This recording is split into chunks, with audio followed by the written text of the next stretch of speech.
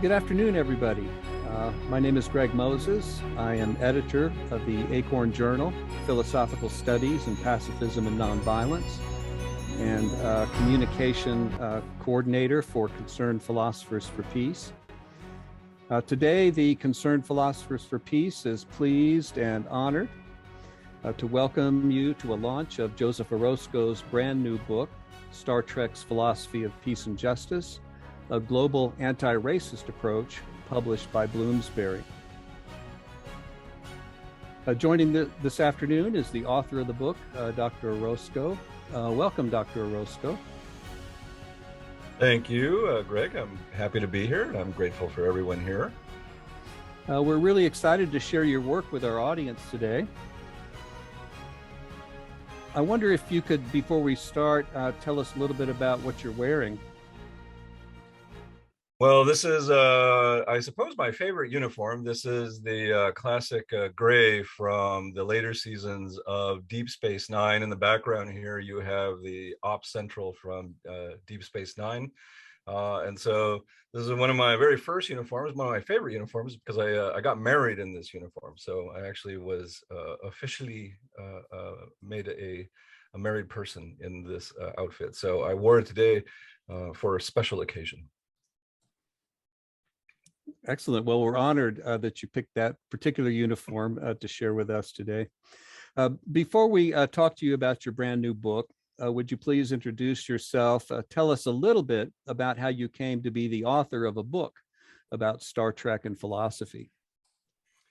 Well, so thank you. Let me say, first of all, thank you to you, Greg, and to some of the commentators who are going to be here a little bit later, Andrew Fiala, Jen Kling, and also to Court Lewis, colleagues of mine from Concerned Philosophers for Peace, and people who I've known for a very long time, people who I consider to be colleagues and mentors in many of my scholarly pursuits. I want to thank them all for being here, for organizing this, and thank you to Concerned Philosophers for Peace for having this session. And thank you all to everyone who's come in from all around the United States, and otherwise, if you're out from outside of the United States, please let us know.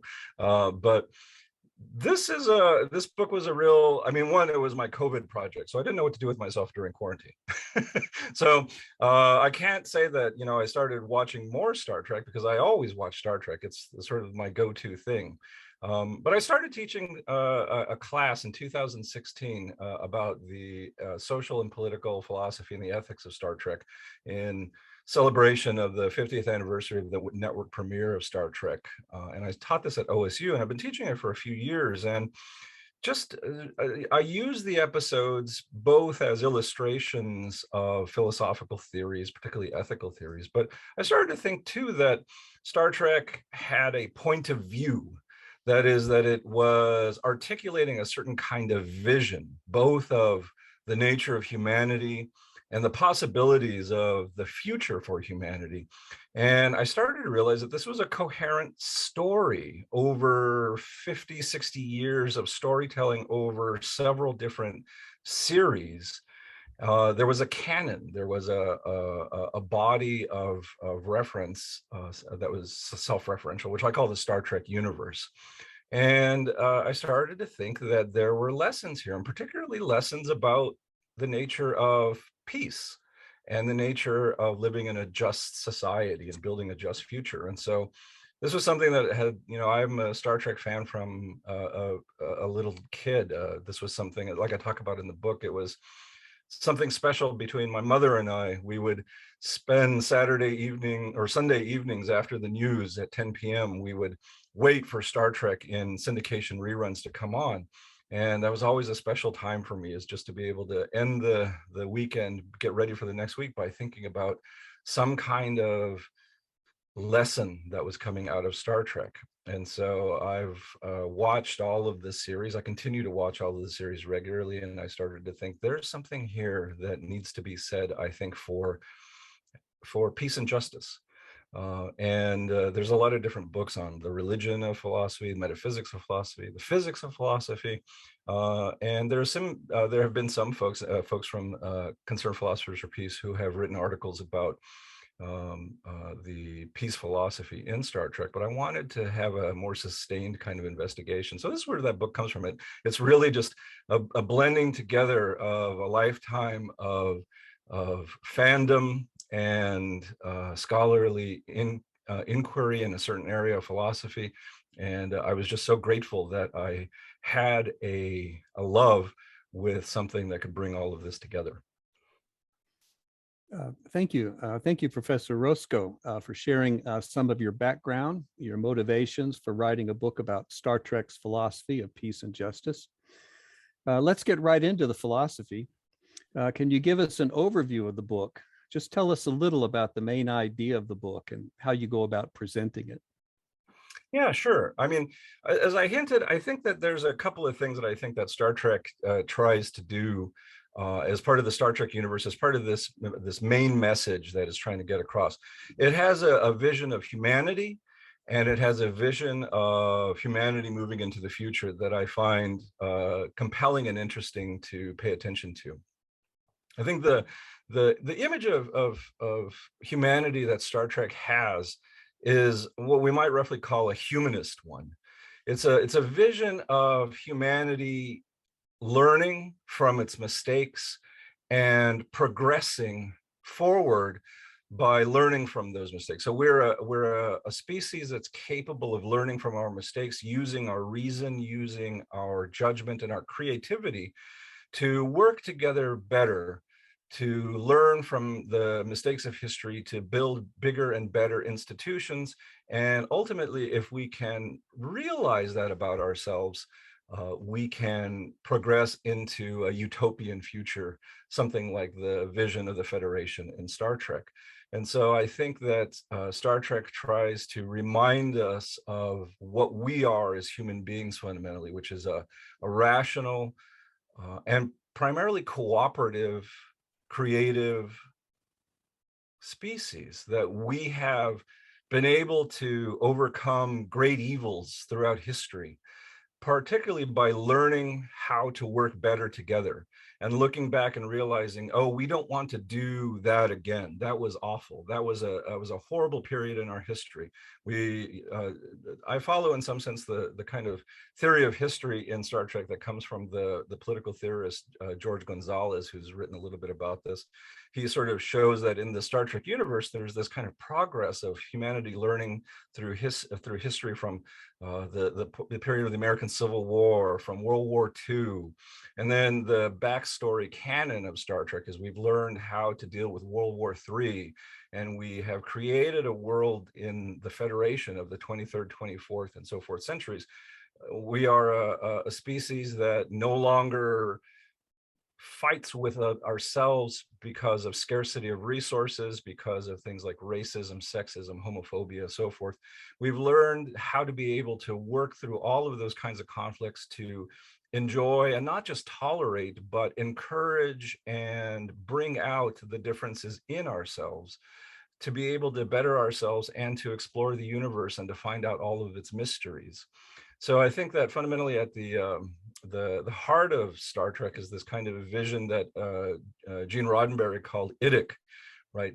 Infinite diversity and infinite combinations. Roddenberry really believed that it was through this appreciation of all of our differences and our celebration of our differences that we become better, smarter, more creative, more capable as human beings. And so what I did in the book is to sort of explore how that kind of picture of humanity and history in Star Trek is played out in a variety of different episodes, and how that relates to topics in peace studies. And the idea is that peace studies as a discipline has always been interested not only in understanding how the world works and how it functions and what the problems are in it, but it has a normative dimension to it too, which is we want to understand the problems of the world in order to be able to improve it, to make it better, to make it more humane, to make it more just. And so I saw that there was a lot of convergence between the aspirations of Star Trek towards building a better future and the aspirations of peace and justice studies, which has been since 1948 to build a better world, to learn how to overcome devastating war and devastating ideologies, authoritarian fascism and so forth, and to really be committed to something like the hope of the United Nations in 1948, which was to build a better world for peace and democracy in which the inherent dignity of all human beings is recognized. How do we build something like that? And I think that that sort of really chimes well with the kinds of hopes of Star Trek. And so when I wanted to sort of show, how Star Trek can help us to think about peace and justice studies because of this sort of parallel vision of hope. But as I was looking at Star Trek too, I realized this has some pretty big lessons, I think, for how we do peace and justice studies. Like I said, Star Trek has a perspective. It's not just something that we can use to illustrate certain ideas that already exist that are being created by scholars and politicians and so forth. But it has a message that says, hey, if you want to build a better world, you're going to have to do and think in these kinds of ways. And quite frankly, I think that these are lessons that those of us who are in the field of peace studies can learn from. So there's criticisms about our world that Star Trek makes that say, you have to deal with this if this is in fact something that you want to build into the future. So there's extensive chapters about the chapter that I focus on particularly in thinking about this is the critical race theory, is that if we really want to build a peaceful, more just, humane future, we have to take seriously the legacies of white supremacy. And that means having to deal with the legacies of colonialism and capitalism. And if we don't talk about those things together and criticize them, then any kind of more peaceful and just future, apart from Star Trek, is going to be very difficult, if not impossible. Thank you for that overview. It's a wonderful book, and there are many rich chapters, and impossible to talk about briefly. But that was a nice introduction. We are convening this event on April 4th. Which is the anniversary of the assassination of Dr. Martin Luther King Jr.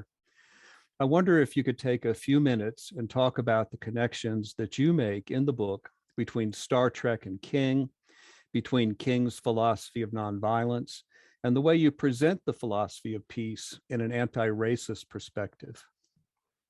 Yeah, thank you for reminding us of that anniversary of his assassination today from 1968. So Dr. King has always been a formative figure in all of my work. I think that some of his stuff really deeply impacted me as a graduate student. In fact, reading your book, Greg, about the philosophy of Martin Luther King Jr. set me on a path, I think, of a lifetime of study of King. And so to thank you for your work in this field as well. So I think that the short of it is, what I was really excited to do is to realize, I've always been a scholar of King, but then I started to realize that Dr. Martin Luther King Jr. was a science fiction nerd. And in fact, he was a Trekkie. So I talk about this really well-known story for most Trekkies, but the story that Nichelle Nichols told when she met Dr. Martin Luther King Jr. During the beginning of the second season of Star Trek. And Nichelle Nichols, who plays Lieutenant Uhura, the communications officer on the Enterprise, she had a feeling at the end of the first season that she wanted to leave Star Trek and go pursue her career in singing and dancing, which was what she had been doing before she got on Star Trek. So she went to Gene Roddenberry's office one day and she said, look, I would like to sort of think about quitting. And he said, oh, you can't quit. No, you can't do this. And he said, why don't you think about it for a weekend and come back and reconsider? And so she said, okay, I'll do that.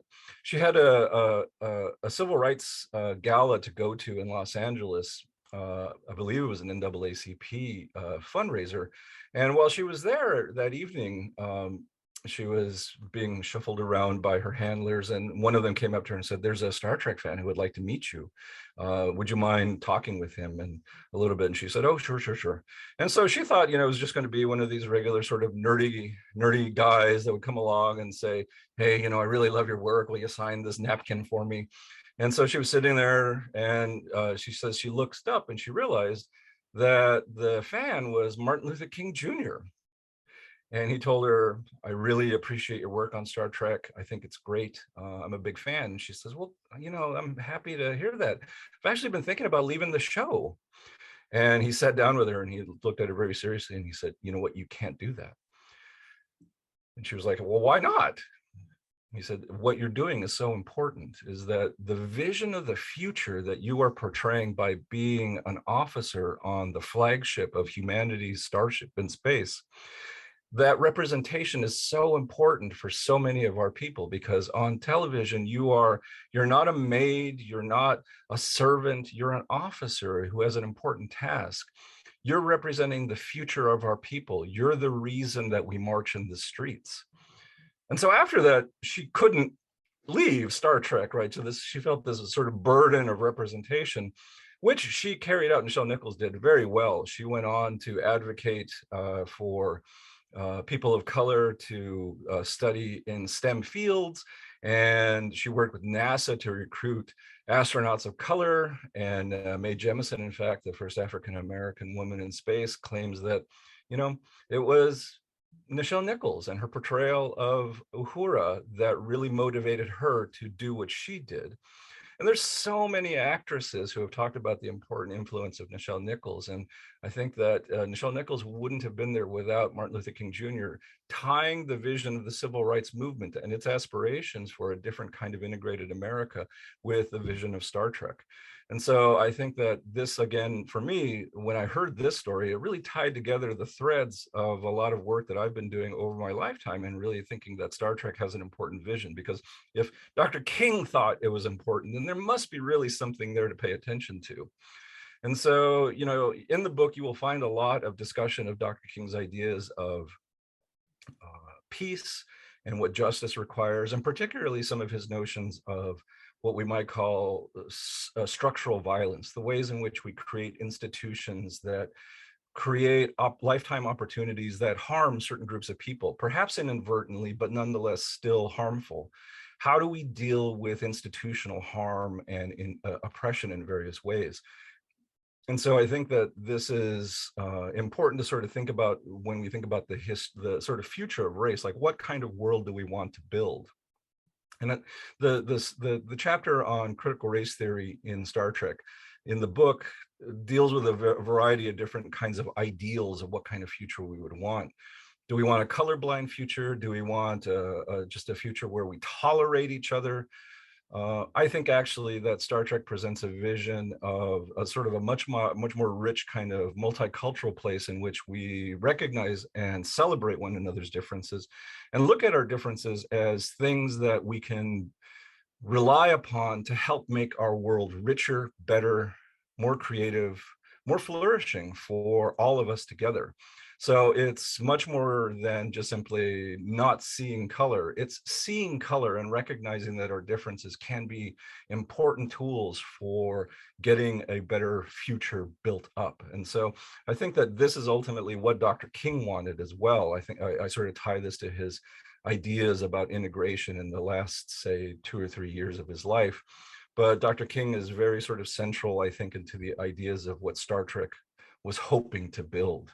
And the more and more you find out about different production staff and people like Gene Kuhn, who was one of the producers of Star Trek, you start to realize that a lot of them had connections to various figures in the civil rights movement. I believe it was Gene Kuhn's production secretary who was a personal friend of Malcolm X. Right. And so there were these trends coming at this time that Star Trek was appealing to. So it's always been having its pulse in culture and in some sense the best aspirations of that culture. And so I think that it tries to work up those stories into a kind of a motivational picture of what we could aspire to. So I think that that's the sort of connection to Dr. King that I think is really important that you find throughout the book. But one thing I'll say before we switch over to another discussion, there's another anniversary that happens not today, but tomorrow. Tomorrow, April 5th, is a huge celebration in the Star Trek world. I don't know if anyone knows it. There's in Star Trek lore, April 5th, right? That's right, Jason got it. First Contact Day. April 5th, 2063.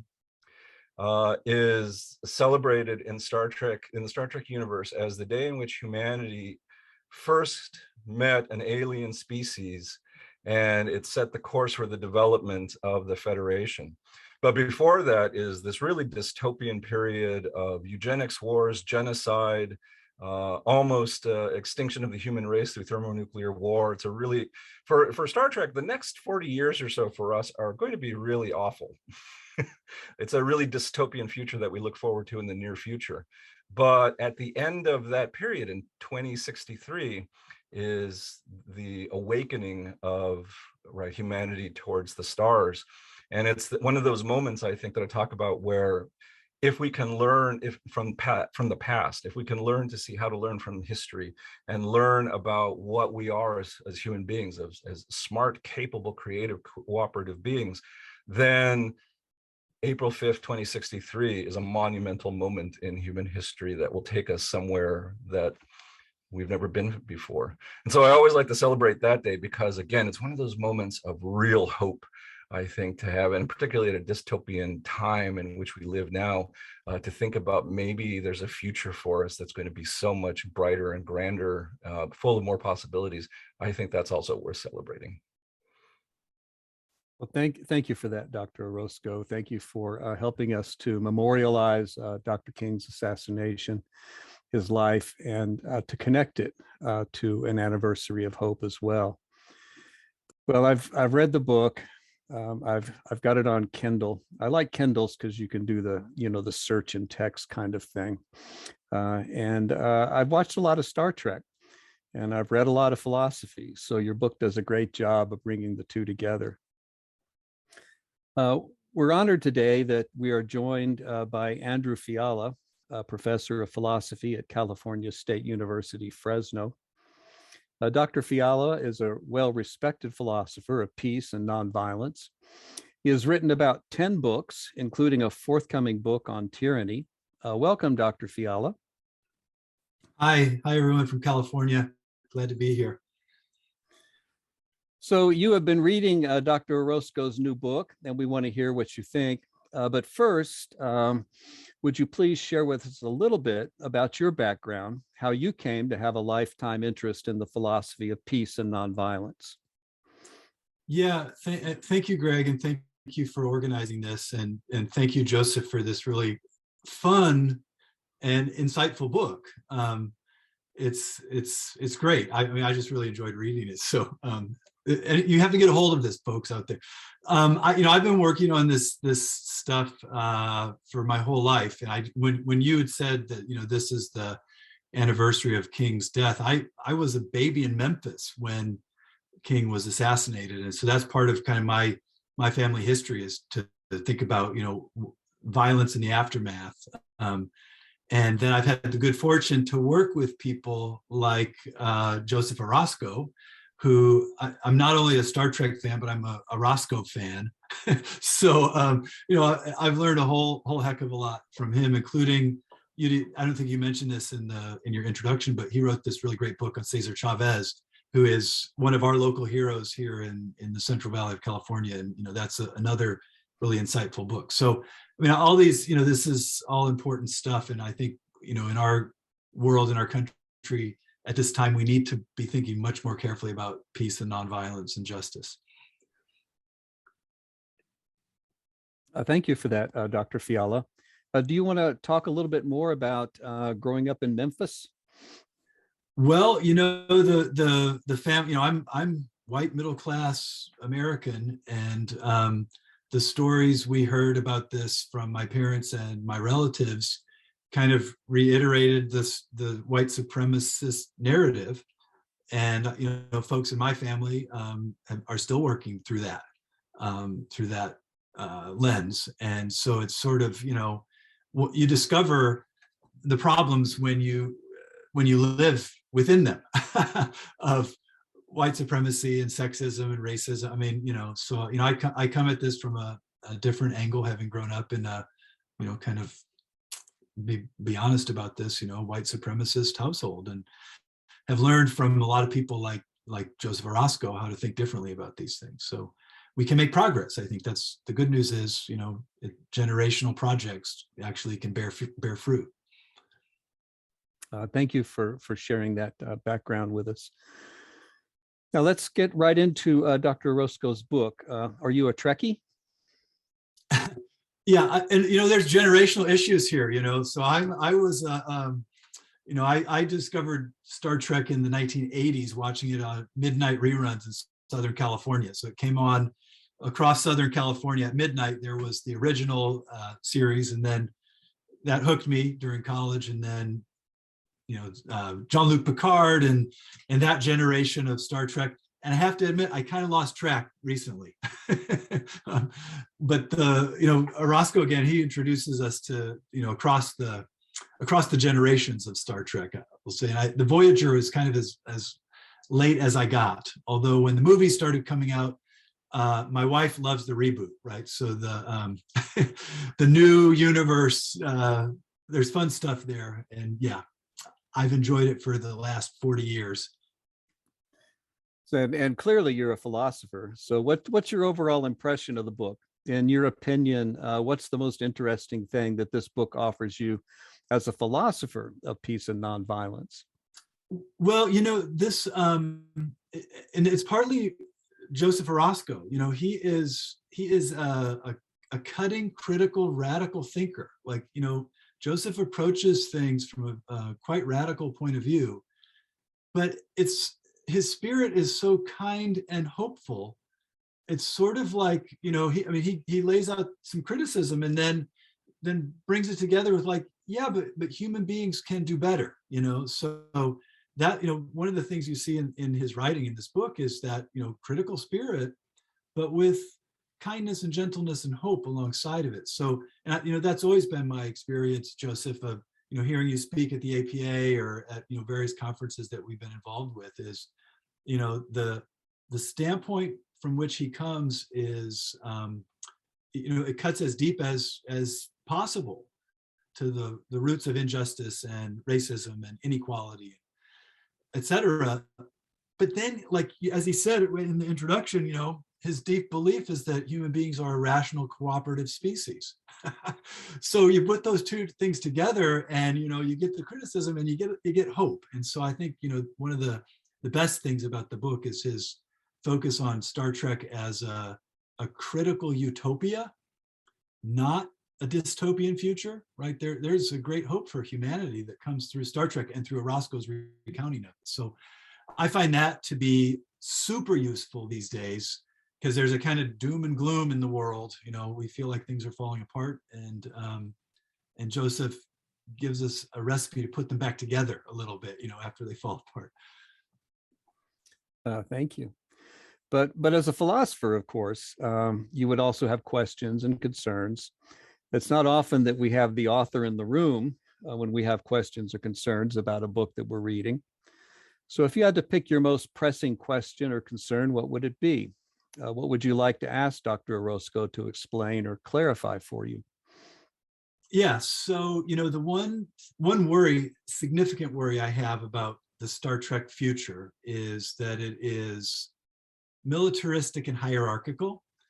And so it's the uniforms, it's the rank, the kind of meritocracy connected to a starship that is loaded with photon torpedoes, right? So one of the things I would love to hear more about is, ideas connected to the Gandhi-King tradition and questions about active strategies of nonviolence, civil disobedience, all of the the playbook of the Gandhi-King tradition. I don't know if I see that so much in Star Trek. I kind of see Star Trek, it's a bit of a few ultimatums, and at the end of the day, maybe we're going to load our photon torpedoes and blow someone up. So, that's a worry I have about using Star Trek as a jumping off point for this. But, and Orozco tells a story where, including within the Federation, how the meritocracy then is multicultural and inclusive. And I think that's super important. I think that's really important. So I guess, one of the things I would love to hear more about is, and again, maybe I just haven't looked in the right place in the Star Trek universe. But that infinite diversity and infinite combinations vision, how is that connected to a Gandhi King strategies of active nonviolence, and so on? So I would love to hear more about that. Dr. Orozco? Yeah, this is a great question. And so I think that, there are certain things about the Star Trek universe that I think are kind of curious, because you're right.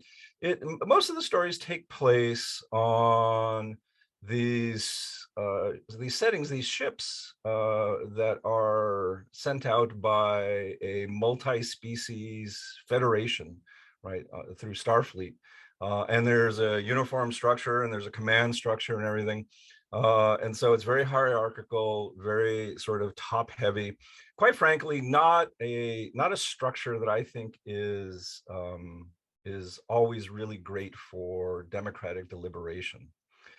So I'm not a big supporter of the sort of pyramid sort of structure of hierarchy that sometimes gets represented. But the science fiction author David Brennan and I had a conversation once, because I expressed to him this kind of worry about the militarism of Star Trek.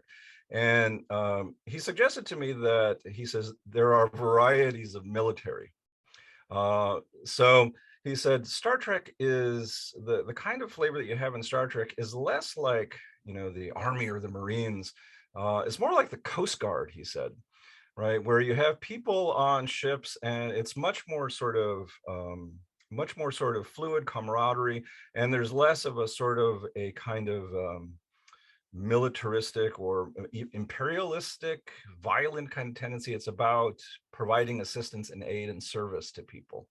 But he did say this. He said, but really, if you look at it, there's so many ways in which the structure of Star Trek, in terms of the starship leadership, that's so different than a lot of other kinds of ways in which we make decisions nowadays. And so, what I've been emphasizing to people a lot of times is that the Star Trek, what's a key scene in almost all Star Trek series, going back to the original pilot from 1964, is the moment in which everyone sits around a table and has a conversation about how they're going to problem solve together. So it's in the briefing room, or someone has to have a conversation about this or that, and all these minds come together and they break down problems and they talk about what they're going to do. Ultimately, there's one person that's going to make a decision, the captain usually, but you see the process of working together to solve problems.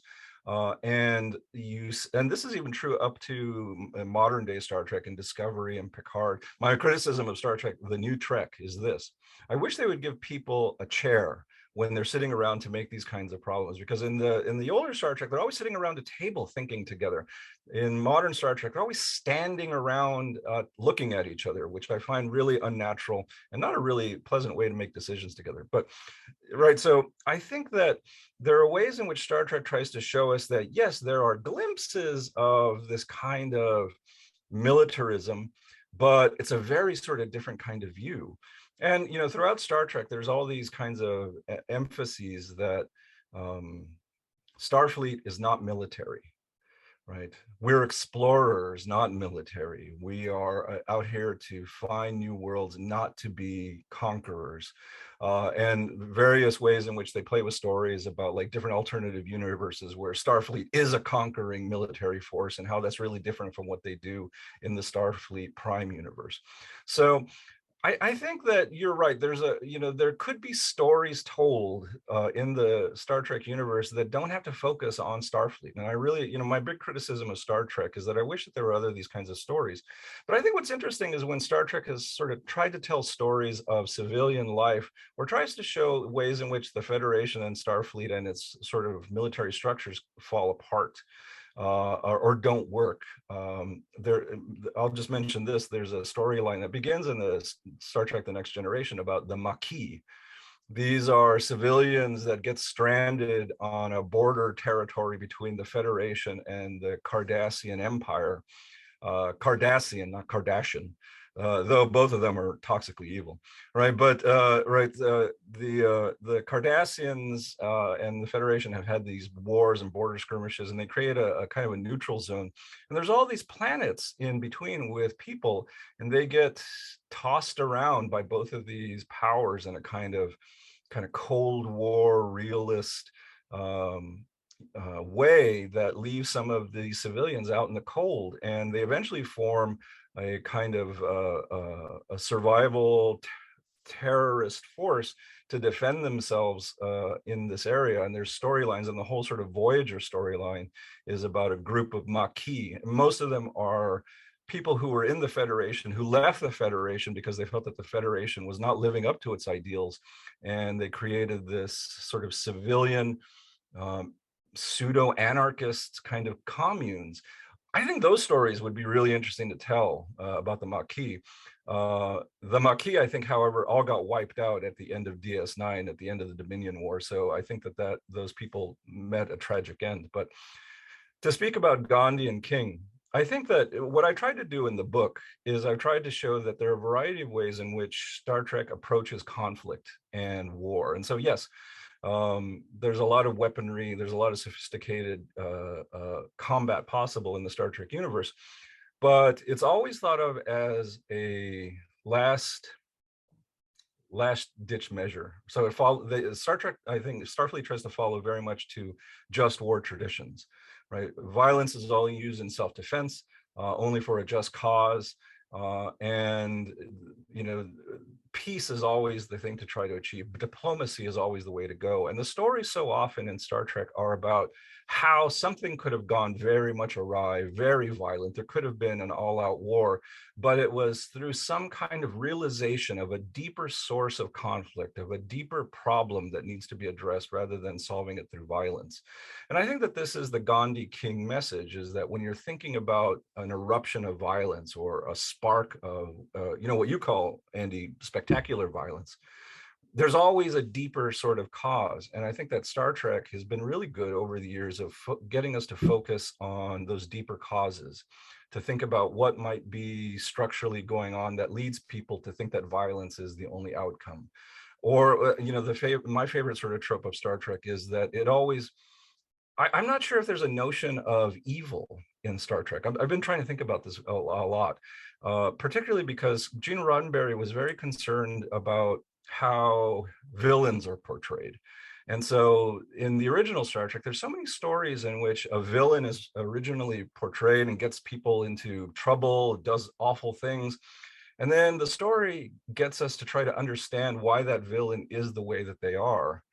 The classic sort of storyline about this is The Devil in the Dark, where from the original series, where they beam down to a planet that's a mining colony. They're being eaten by some kind of monster creature, and they don't know what it is, so it blends all these kinds of horror aspects to it. And they realize finally that there's this monster in the mines that's killing all the human beings, and they're trying to figure out whether they should destroy it. And it turns out, because Spock mind melds with it, that it's a mama, and the miners have been killing all of its babies, and it's only been acting out of self-defense. And this changes the dynamic. This changes how they perceive this creature and what's possible from it. And that storyline is repeated over and over and over and over again in Star Trek stories for 60 years or so. And so I think that this is one of those kinds of things that Star Trek is trying to always tell us: look underneath the surface of people, look underneath the surface of events, and realize that destroying the villain, crushing the enemy, is not always the right move, and that often that kind of impulse can be a mistake and can lead to greater trouble. And so I think that that sort of message is the deeper sort of Gandhi King message. So I think that Star Trek does is more committed to that than anything, despite the fact that there's a lot of captains and lieutenants and things like that. Something that I love the uniforms, right? I don't know if I could deal with that myself. Thank you. Thank you for that wonderful answer. And thank you for the excellent question, Dr. Fiala.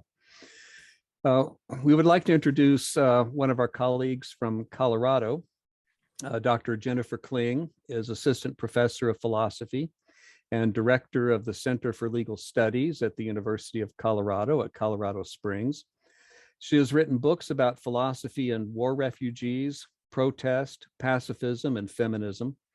She currently serves as executive director of the Concerned Philosophers for Peace, who met on her campus a couple of years ago. Welcome, Dr. Kling. Hi, thank you for having me. I'm super excited to be here and talk about Jose's awesome book. I know you've been reading Dr. Orozco's book, and we want to hear what your thoughts are. But first, would you tell us a little bit about yourself and how you came to have an interest in writing books about refugees, protest, and feminism? Sure. So, as you said, right, I'm at University of Colorado, Colorado Springs. And I started working on war and peace in graduate school. And really, I started writing about sort of refugees and then protest, right, which some people argue is almost always a lead up to war, right, whereas other people conceptualize it very differently. And feminism, because I started realizing that these are the voices that are not getting talked about in war theory often, right? So often in war theory, refugees are referred to as collateral damage, right? And that's a real way of taking away their humanity, and of just not recognizing that refugees are persons, right? Who've sort of been thrown into these kinds of situations against their will. And so I just sort of recognized that there sort of was a gap in the philosophical literature and discussion around these issues. And I decided that I should fill that gap. And also, I think it's really important when we're talking about these large scale issues to really think about the people, right? And to recognize that even though we're talking about big structures, right, about the future, right, about these big systems, at the end of the day, we're also just talking about humans, and sometimes non-human persons, right, as the case may be. But sort of, it's all people, and that's what we need to be talking about. So yeah. And let me just ask you quickly, why did you mention non-human? Oh yeah. So I often say this because sometimes I say humans, right? And then people are like, but Star Trek, right? So speaking of First Contact Day, right? So we meet a lot of non-humans in Star Trek and in various stories, right? That are really all stories about ourselves, but we like to pretend they're stories about other creatures. And so I always try to be careful to distinguish between humans, which seems to like indicate a certain kind of biology, and then persons, which indicates a certain kind of moral status, right? And care and flourishing. So just trying to be careful. I'm such a philosopher. Cool. And given your philosophical interests, what did you find most appealing about the book?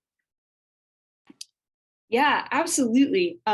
So the way I describe my own work is that I do applied political philosophy.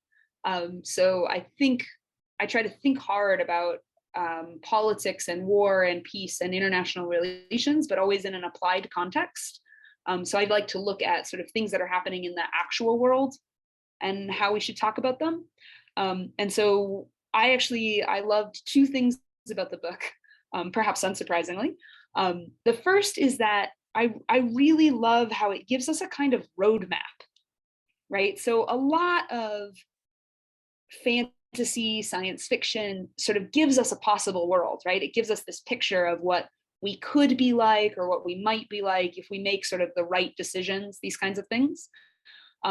What I love about the book is that Jose points out that we have a roadmap for getting there, right? Because Star Trek doesn't only give us a possible future, it also sort of says, and here's how you do that, right?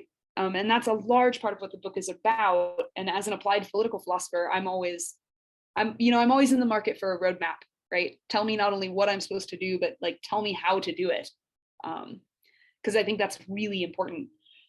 So I loved that about the book. And then in line with that, I actually really liked how the book points out that Star Trek is a critical utopia in more than one way. And I think one of the things that I do love about Star Trek itself, and that the book draws out, is that the folks in Star Trek make mistakes. it's not a perfect utopia, right? It's not that everybody is wise and perfect, right? As Jose was saying earlier, right? It's a bunch of people like sitting around or standing around making decisions, and sometimes they make the wrong decision, right? Like things go wrong. And so the roadmap isn't a roadmap that says you must be perfect and that's how you get to this great future. The roadmap is, hey, you can make some mistakes, things can go wrong, and things could still go okay. It's the idea that there's a way to come back from your errors, which I think is a real thing that's missing from our actual political discussions today, right? People never give anybody else a way back. Once you've messed up, you're out forever. And I think one of the things that the book draws out is that there are ways of coming back from errors and mistakes and still moving forward in a good way. So I loved both of those things. All right. Well, thanks for sharing what you like most about the book. Now, what would you like to ask the author? Yeah. I'm so excited to ask you this question. So perhaps unsurprisingly, I want to talk a little bit about the Prime Directive, because of course the Prime Directive of Star Trek, right, is that you don't interfere, right? But of course, Star Trek is also the story of interference. It's the story of Starfleet, which has this Prime Directive and seems to be mostly concerned with ignoring it in certain kinds of ways. And so I want to ask about the Prime Directive specifically as it relates to refugees and displaced persons, because I think one of the things that's true about Star Trek in its various iterations is that it has this sort of complicated relationship with refugees, with displaced persons, with oppressed persons, right? Whether they're considered as individuals or as a group, right? So this is how the Prime Directive relates, right? They always meet sort of groups of folks who are oppressed or without a space. And the question is, what do you do, right? Do you leave them to their fate or do you help? And I think this actually, in an interesting way, right, it mirrors the complicated relationship with refugees and oppressed groups and displaced persons that we actually have today, kind of across the globe, right? We often don't quite know what to do with folks who are in this position. And so I think I kind of wanted to ask about your analysis of Star Trek as this kind of critical utopia. Can it help us make sense of this really complicated relationship between non-interference and interference, and how we should handle the fact that folks are often without a place to go and without a place to live, and what we should do in response? Yeah, this was a question that really stumped me, and I had to go back and do some more research afterwards and thinking about this. So one thing to say about the Prime Directive, the sort of main feature of Starfleet. The Prime Directive, for those of you who are not Trekkies, is this kind of directive. It's supposed to be one of the most important rules for Starfleet officers. But the problem is that it changes over 60 years about what exactly it is and what exactly it means. And so on the one hand, right early on, the Prime Directive said there should be no interference by Starfleet officers with civilizations that are not warp capable species. So if you don't have a certain kind of level of technology, don't interfere, don't come down as aliens from space, because they won't, the idea is you'll screw up their development. And you should only really make first contact with species that have the ability to travel faster than light. But then it changes largely through, I think, the next generation to don't interfere, broadly speaking. And I think there's been a lot written about this. I think partly that the changes with this particular kind of view was a kind of recognition by Star Trek that they didn't want Starfleet to be a colonizing imperialistic power. They wanted to distinguish the exploration of space by humanity through the Federation to be different than the kind of exploration that has taken place in human history. And that means having ethical principles and restraints and guidelines about how to interact with other species. Now, I mean, the history of this actually does go back all the way to early European imperialism. I mean, the Spanish had all sorts of rules about colonization of the Americas, and it didn't stop them from being utterly immoral and devastating the Americas. And so the existence of rules themselves don't necessarily mean that things are going to have a much better outcome. But nonetheless, right, I think that was the sort of impulse behind the Prime Directive, is to think about how we can, go to strange new worlds and meet new civilizations without being conquerors, coming as explorers and potential friends. So, and the tension in so many of the, throughout the Star Trek universe is, how do different captains deal with that kind of restriction? And very often, right, there's like debates online about who is the greatest violator of Prime Directives, which I think it turns out, actually, it's not Kirk. I think it's Janeway. I think Janeway is the one who violates it the most. But in the book, I talk about the ways in which there are discussions about intervention. And so I tie this to questions about humanitarian intervention in the real world. Right? Since the 2000s, we've had conversations about, is it ever appropriate for a country to intervene in another country if there are human rights violations going on, violations of war, right? What's the responsibility of the global community to react when there are human rights violations in some country or set of countries? This is a big question that, we're dealing with now, and trying to figure out, like, how do we understand these and what are our moral obligations? And so I think that Star Trek has had these kinds of discussions going back to the 1960s. I think, particularly, I talk about an episode, The Apple, in the original series, which the Enterprise beams down to a planet, and it's populated by this indigenous group that is seemingly very peaceful, living in an utter utopia, but they serve this computer that, keeps everything going for them, but it also keeps them at a certain level of development. And so they have been living there for tens of thousands of years, but they don't seem to be progressing. And so there's this really, again, a conversation. There's a conversation between Kirk, McCoy, and Spock, where they have this discussion about whether or not it's the obligation of the Enterprise to intervene in that situation, given the Prime Directive about non-interference. But at the same time, what are their moral obligations to humanoids who seem to be in service to a tyrannical machine? And I love that scene because Kirk is listening to McCoy and Spock go back and forth about what they should do and whether it's ever appropriate to intervene. And Kirk at one point says, "Well, gentlemen, enough of this philosophical discussion," right? He says it right off, and he says, "We're going to need to make a decision." But I appreciate the storytelling where you lay out issues and you realize, oh, this is complicated.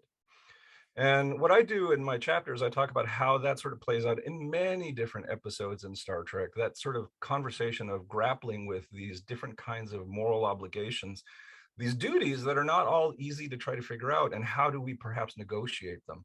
Was it the right decision to destroy the computer to allow those people to be able to progress? Was it the right decision, or was it an imperialistic decision by the part of Starfleet?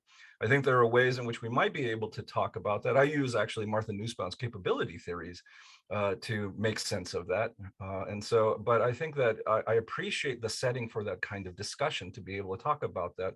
It allows us to be able to review in peace studies, what are the different resources that we have to think about these, which are real life issues, and Star Trek is analogizing those. About refugees. So, I think that Star Trek portrays refugees in a variety of different interesting ways. But I think most significantly in the most recent series, Picard, which perhaps many people have not seen, right? A lot of this new Trek nowadays is on Paramount Plus, right? The streaming service, and is exclusive to that. So you have to pay now to watch Star Trek. But the first season of Star Trek Picard portrays a really huge refugee crisis. It's a big part of the storyline, in fact. And so the storyline is that the sun of around the home planet of the Romulans is going supernova. This was something that you saw in the 2009 feature film rebooted by J.J. Abrams. It does take place in the Prime universe. And so the storyline is that the sun is going to go supernova. It's going to destroy the planet of Romulus and Remus, the planets where the Romulans come from. And so the question is like what to do with them as a result of this catastrophe. And Jean-Luc Picard decides that he wants to try to mount one of the most massive refugee resettlement projects in the galaxy's history. And because of a variety of realpolitik matters, the Federation decides not to assist the Romulans in moving everyone off planet, billions of people we're talking about, and essentially allows a lot of people to die and sort of leaves the Romulans to their own to deal with the destruction of their homeworld. And so Jean-Luc Picard is so disgusted by the decision that Starfleet made in this that he resigns his commission and goes into retirement. And Picard season 1 begins with him living his life as this bitter ex-admiral who sort of burned all his bridges to Starfleet because it made these bad decisions, what he considers to be immoral decisions, letting those people die. And so there's he talks about how he failed those people personally and how Starfleet went on an immoral path. There's a lot of real world, real life parallels here. I think, what's interesting to me is I realized that the Canadian Museum of Human Rights has done extensive sort of discussion about the ways in which Star Trek and how it deals with refugees and these kinds of issues mirrors things like what happened in Rwanda. So there used to be a display at the Canadian Museum of Human Rights about Star Trek and refugees and resettlement and all this, which I found very interesting. But they point out that, what's going on in something like Star Trek Picard is the way in which the world community dealt with Rwanda and the catastrophe there, the genocide. It sort of stood back. And then afterwards, people realized we made a big moral mistake. This was a grave error on the part of the global community to not do something about this and let, a million or so people get killed. And so the Star Trek sort of mirrors the kind of conflict about how really difficult this is. But I think it sort of gives the impression that if we don't do something, then we are in fact doing something really highly immoral.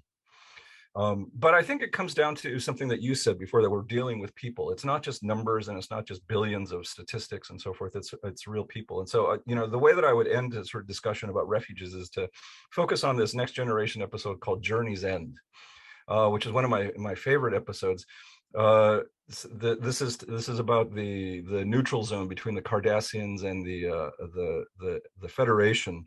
There's a planet in the middle of this neutral zone between these two empires called Dorvan 5, I think, and it's a place in which refugees from Earth, that is, settlers from Earth, hundreds of years ago, escaped Earth to try to settle there, and they're all Native Americans. So Native Americans left Earth to settle this planet to be free of white settler colonialism on Earth.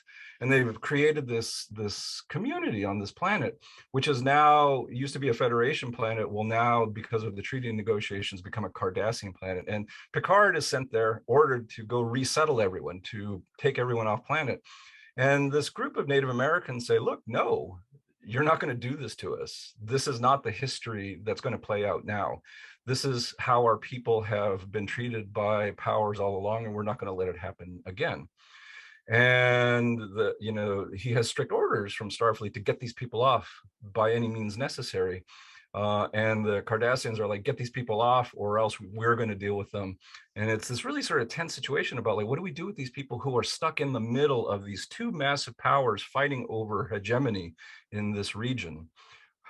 What are the lives of these people going to be like? And there's a lot of sort of kind of sci-fi Deus a machina kinds of things that sort of intervene, that sort of diffuse the conflict. But there's a scene in there, this long story short, to get to this point.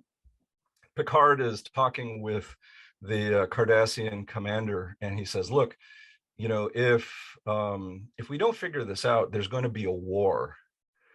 How do you feel about this? And the Cardassian commander says, look, I can't guarantee that if you leave, these people are going to be treated well, but I will try my best to make sure that they're treated as best that they can. I don't want another war. I have 4 sons. I've lost 3 of them in a war. I don't want to lose the last one.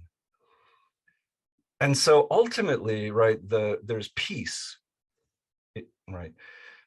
It's actually just absence of conflict. It's not real peace. It's what we call a negative peace. There's negative peace in the neutral zone between the Federation and Cardassia, because the players recognize the human costs. And I think that that's a real moment. I think that's a real moment about how human beings make decisions dealing with questions about peace and justice, that often it's not statistics, it's not data sets, it's not policy analysis that really drives peace a lot of the times. It's when human beings really understand the costs personally and to themselves. It's through those personal narratives and stories.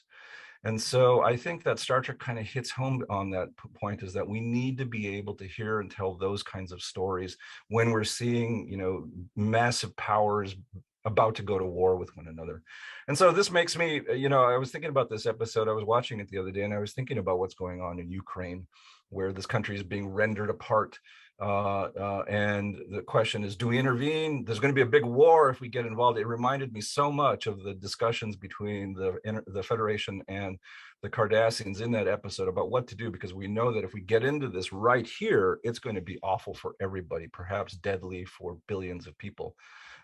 And so how do we think about that? And it was coming back to that question of the Cardassian commander thinking about his family.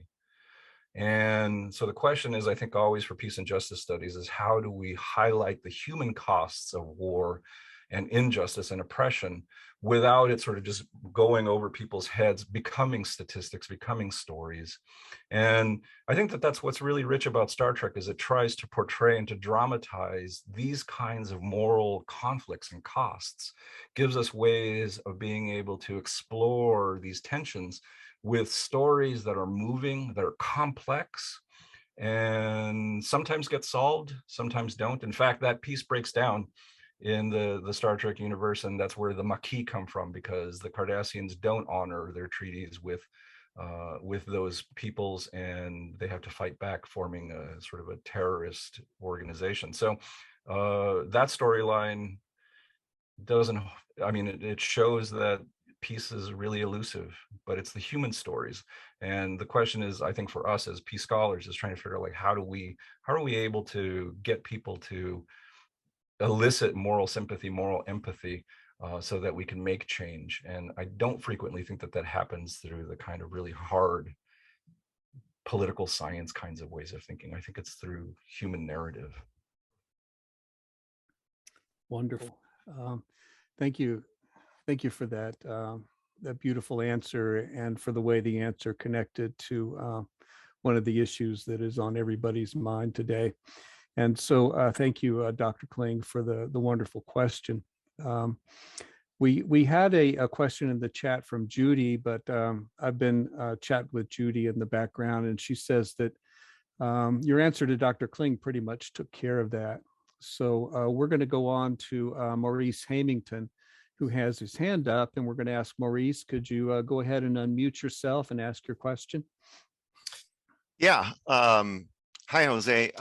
Brilliant presentation. I have to admit, I don't have the book, it's on order, but I'm looking forward to it. And your scholarship is always spot on. I love listening to you. I always learn so much when you speak. And this is kind of a follow-up to Jen's question and what you were just saying. I want to propose, and I don't know how much you deal with this in the book, but I want to propose that there's a lot of Star Trek's moral thinking resonates strongly with feminist care ethics.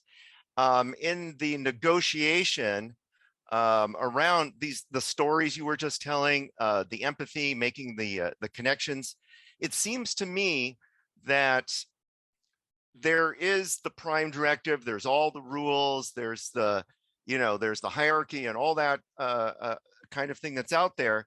But what makes the stories interesting is the negotiation of the reality, whether whether it coincides with the rules or or whether it doesn't. Again, thinking back to the story in The Next Generation, that one episode where Data violates the Prime Directive and talks to a child on a planet that's getting destroyed, and Picard says something like, well, now that that voice is no longer abstract anymore, it's a real voice, and we have to respond to it. I'm also fascinated by the ethics of Star Trek, but I think there's a lot in there that speaks to feminist care ethics, and I'd just like to get your thoughts on that. Yeah, thank you, Maurice. It's good to see you.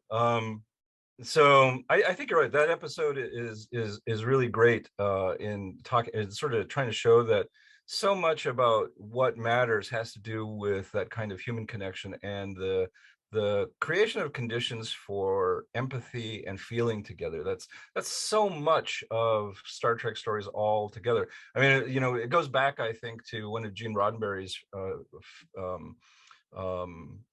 favorite episodes, which was The Devil in the Dark, the one I mentioned about that creature, the Horta, where its babies were being killed by the miners. And it was when Spock was able to make the mind melt and to feel its pain, to feel its horror at the loss of its children. That's what really switches the storyline, is that sort of empathic connection that gets made through Spock, because beforehand it was a monster, the devil in the dark. Afterwards it became a sentient creature, a mother, as a matter of fact. Right.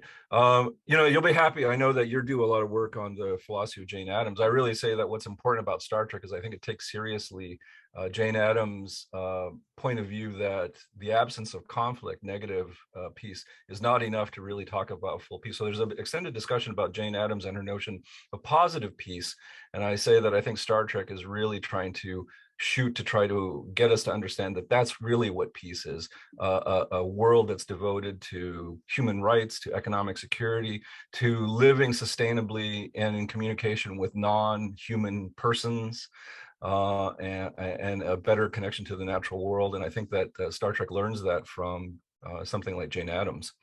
Let me just say one other thing. I think that I know I've talked on Facebook, I think, with you before, but again, going back to the original series, which is, of course, my Wilwell.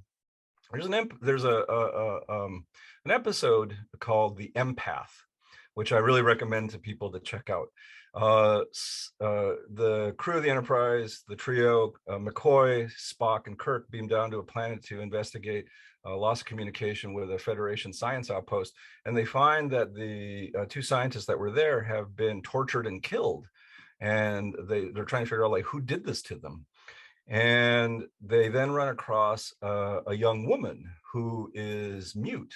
She can't speak, and it's not clear why she's there. But they are then confronted by a couple of aliens who tell them that that the crew must then face some trials, and if they survive, then they can go, but they might likely die. So, right, long story short, what happens is it turns out that the planet that they're on is about to be destroyed by a supernova, and these aliens have the power to save the young woman's species, but they wanted to decide whether or not she was worthy of being saved by them. And the way that they decided that is that her species has empathic abilities to be able to not only understand and feel the pain of others, but actually to take on the suffering of others. So she's able to touch a person who has been harmed and heal them by taking on their pain. And so the test was, the aliens were testing her to decide whether she would be willing to sacrifice herself, to show so much compassion that she would be willing to die by saving the crew of the Enterprise, who have been tortured almost to the point of death by these aliens. It's actually pretty grim. It's a pretty grim storyline. But the crew is able to convince her, after they're almost killed by these aliens, that she showed a willingness to put herself out there to care for others. And so when I teach the classes about feminist care ethics in my Star Trek class, I use that episode to talk about the sort of boundaries of care, like what exactly does care require of us? And was the expectation that you should have to be willing to put your own life at risk in order to care for others? Is that really the moral boundary or not? And the crew of the Enterprise convinces the aliens that it's not, that it's enough to show that she was willing to bring herself very close to this, and that they should learn from her about how to care. But the whole episode is, what are the requirements of care? But I think that those storylines are all throughout Star Trek as well. The questions about like really honing in these capacities of human beings. So our capacity of human beings is not just rational, it's not just scientific, it's not just that we can build fancy technological abilities, but more and more, over and over, the stories are about like, what are our emotional reactions? What are our attitudes towards the other? How do we react to various stress situations? Do we react with empathy? Do we react with mercy? Do we forgive? There's so many of these stories over and over again. And so I think that part of the story of Star Trek is that our ability as human beings is not just in our technological know-how, but it's also in the development of our moral attitudes. And there's progress to be shown in the ways in which we've become better human beings through moral progress as well. And if we don't take that seriously, then we are in fact doomed. And I think that this is a message that comes, from a lot of different peace scholars, from Einstein, and in fact, Dr. Martin Luther King Jr., right? His real worry about American society in 1968 was that we had developed a society which was rich with technological developments to the point in which we could, wipe out all of humanity several times over. But he wasn't sure, Dr. King was, that we had the moral maturity, whether or not we had the moral wisdom to be able to deal with our technological development. And I think that that's a struggle that you see over and over again in the Star Trek universe. Wonderful, wonderful. Another wonderful answer, another wonderful question. I think we're about to wrap up here. We've been going for a good hour and 15 minutes. And I'd like to ask Dr. Orozco if he has any concluding thoughts at this point. Well, let me just say, I want to thank you all for coming today and for showing up and for spending some time to talk about something that I love, Star Trek. A big shout out to the folks who had some questions, and to Andy and to Jen, to Court and to Greg for putting this together. I hope that folks who are interested in these themes can read the book. You don't have to be a Trekkie to read the book. So it helps a little bit, but what's nice about the book, I think, is that I was asked, whenever I do talk about an episode, to give a little bit of a brief summary. So I think that I try to explain the storylines in such a way so that you can get a sense of what the story is, and then what the moral lessons are perhaps to take from it for thinking about a better and more just and humane future. So I hope that if you're not a Trekkie, that this doesn't keep you from looking at the book.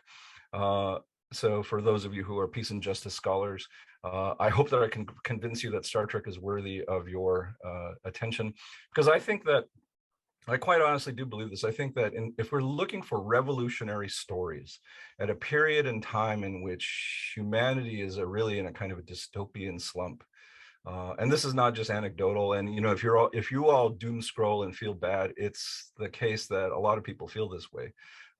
There's a lot of survey data that indicates that. And what's really depressing is to realize that how many young people between the ages of 16 and 25 feel that humanity is doomed and that there's no really good future possible. I think that if we're looking for ways to speak about the future that are not sort of Pollyannish and in some sense also not naive about what we are as human beings, I think Star Trek can provide a really good starting point for those kinds of conversations, those kinds of stories. I know that a lot of my students sometimes when I first present Star Trek think, oh, this is corny and this is dumb, you know, this is the future. The world is not like this. They really seep in dystopian stories. But I think that after a while, once I get them to sort of see the Star Trek universe, they start to think, oh, you know, there's something here and it's kind of cool and it's very different than what they're used to in terms of storytelling now in pop culture.